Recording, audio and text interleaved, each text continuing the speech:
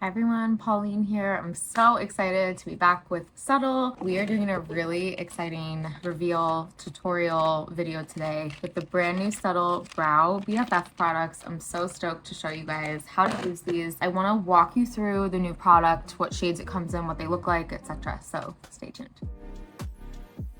Okay, so this is the Brow BFF. So exciting that Subtl came out with this. We know them so well from the stack. The beauty of the stack is the amazing compactness and the travel friendliness of it, and the fact that you don't need a zillion products in a makeup bag. You have everything you need for a full makeup look right here. That whole sentiment is carried through to this brow product. So there's three parts to it. It's a 3-in-1. It's a dual-ended product. You have one side that has the pencil. You have one side that has the spoolie, and then on that same side that has the spoolie, you'll see this little lighter purple band around. This is where the third part, which is a brow gel, comes in handy. And I actually just applied it not too long ago, so my brows are still pretty in place, but you don't need multiple brow products. I, in the past, will use like a pencil and then a separate gel. Everything you need is right here, which is amazing. So this is in the shade Taupe, and I had already started kind of swatching these on my hands earlier, and I washed my hands, and look how much of the pigment is still left over. But I'm going to go over it again just to show you what the swatching looks like. I probably could go between this shade and maybe this shade, but this is Taupe.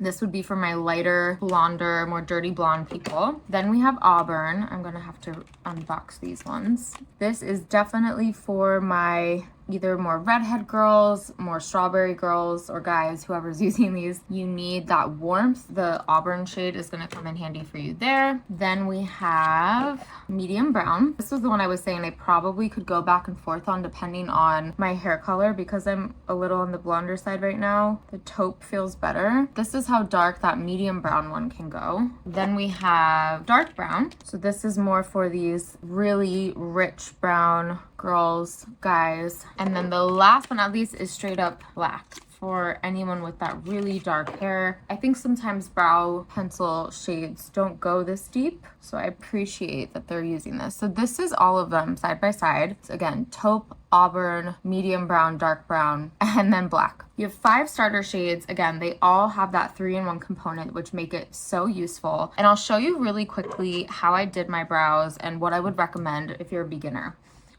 So first things first, I would say the phrase brows are sisters, not twins. Very true. I've seen it personally, but also as a makeup artist, it's so true. And if you're blessed with even brows all around, kudos to you. That's incredible, but that's not the majority. So don't be too hyper fixated on getting them exact. It kind of makes your face what it is, and you just got to work with it. So what I like to do first, and I'll try to do it if I can, but this brow gel, guys, let's test the brow gel actually. I actually like to go down, and I'm pushing really hard here to push these brows down. Okay, yeah, I can like feel the gel trying to fight it, which is good. I like to brush them down, then switch over to my pencil side. So I'm gonna go back in with my Taupe shade, and I like to trace the top part of my brow outline first. For my shape, I like to pull it out a little bit farther than it actually is, and then pull down so that I can really define that arch. And then I'll start to fill it in the middle kind of as I go down, flip it back over to the brush side, and then I start to brush up. And this is where you can see any spots that you missed, but it also just naturally uses the hair to fill in those either gaps or areas that you didn't get with your pencil, and they'll start to feel way more full. And then as a last step, I'll go in with the gel and just brush them upwards. And this is really a personal preference of like how you want to style your brows. Some people like the laminated brow where the hair is kind of sticking up a little bit like this. I kind of like a mix between a laminated brow and a regular like combed out brow. So once I have that gel in, I'll kind of let it sit for a minute, and then I will,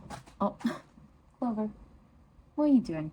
She's jealous she's not in the video. Then I will go back in with the spoolie and just kind of fluff them up a little bit more so I don't look, you know, laminated too hard. So that's my personal advice. If you want that kind of like really clean, strong brow, but it still looks natural, that's how I would go about it. Pro tip, if you really want to set your brows in place, you can use a setting powder and a powder puff, and you can just use a tiny bit of powder. I'll spread that out in the back of my hand. And you can just push them down in place. This is really great if you're on the move or if you have any sort of like active activity, if you're outside in different types of weather. Putting this powder on top of the gel is like a double lock-in. And so they're really not gonna move. Those are my brow tips. I think you kind of need to experiment with finding your shape. That's the last thing I'll talk about here, I guess, before I sign off, that typically you want the start of your brow to start, if you were to hold a line straight up and down, right where it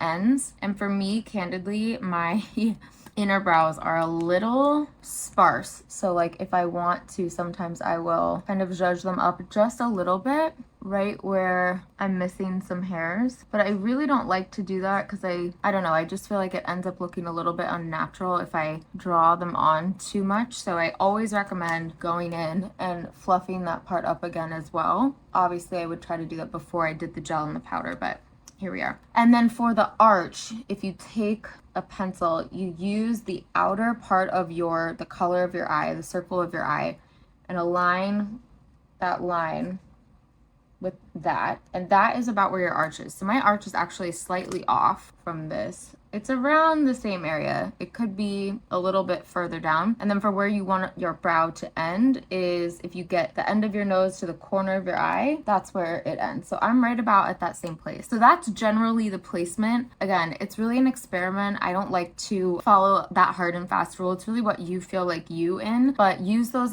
as guidelines for where the brow should start, where the arch should be, and then where the brow should end. So I hope that that's helpful. I'm on my brow journey as well, so I'll have to keep you guys posted, but this product is definitely going to help me in the meantime. Go check out the Brow BFF, subscribe, come back to the YouTube channel for more tips and tricks like this, and we can't wait to see you again soon.